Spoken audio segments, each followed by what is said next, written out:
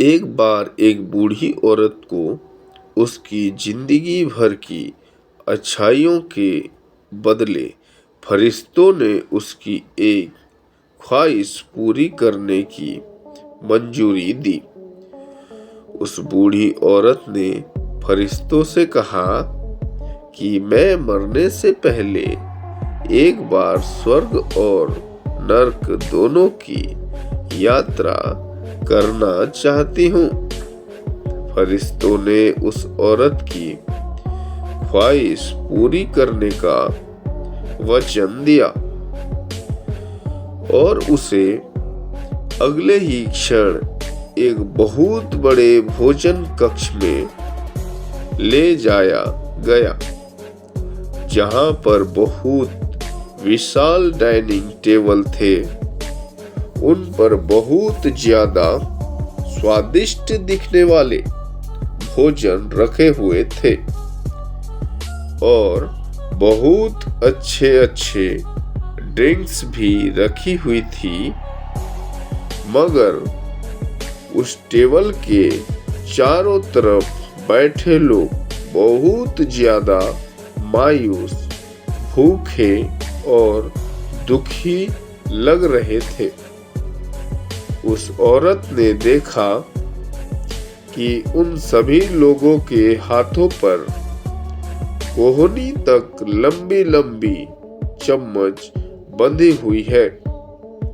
वह लोग जब भी उस चम्मच से खाना उठाकर अपने मुंह तक ले जाने का प्रयास करते तो उनकी कोहनी मुड़ नहीं पाती और खाना उनके मुंह तक कभी पहुंच नहीं पाता।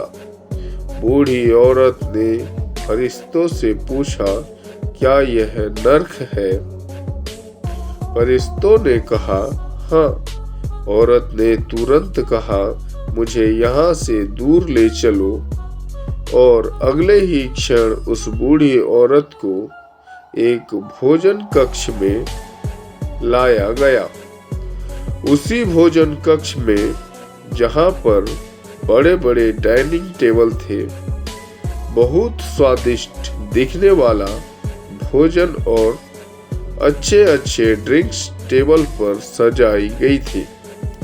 मगर इस बार डाइनिंग टेबल के चारों तरफ बैठे लोग खुश थे, हंस रहे थे और उनके चेहरों पर संतुष्टि थी।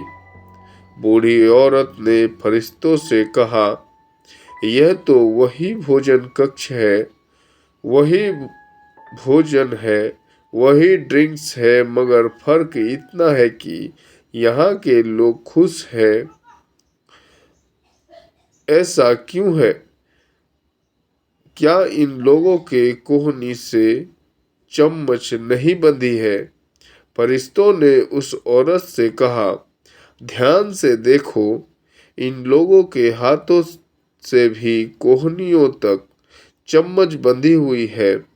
फर्क सिर्फ इतना है कि इन लोगों ने एक दूसरे को खाना खिलाना सीख लिया है।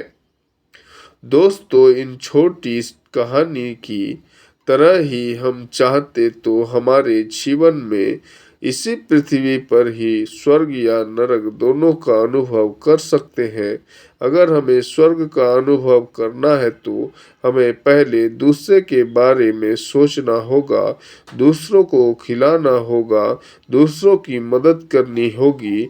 चॉइस हमारी है, हम चाहे तो हमारी जिंदगी को स्वर्ग या जैसा या नर्क जैसा बना सकते हैं। कहानी अच्छी लगी तो लाइक कीजिए। इन कहानी को शेयर करके आप हमें सपोर्ट कर सकते हैं।